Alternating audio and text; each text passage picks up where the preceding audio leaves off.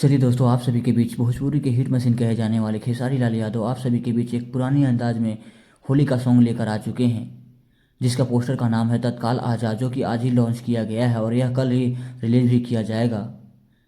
तो आप सभी को बता ही दिया कि इस सॉन्ग का नाम है तत्काल आजा और इसके राइटर हैं टुनटुन लाल यादव, जो कि देसी अंदाज में इसे लिखा गया है। और इसके म्यूजिक डायरेक्टर दिलीप प्रजापति हैं और इनके कंपोजर टुनटुन लाल यादव ही हैं। और इसमें सिंगर सिर्फ खेसारी लाल यादव है, जो कि अपने बहुत दिन के बाद अकेला गाना किए हैं और यह बहुत ही देसी अंदाज में किया गया है। और इसमें एक्टर रानी और मुस्कान जायसवाल और डीके डांसर देखने को मिलेंगे।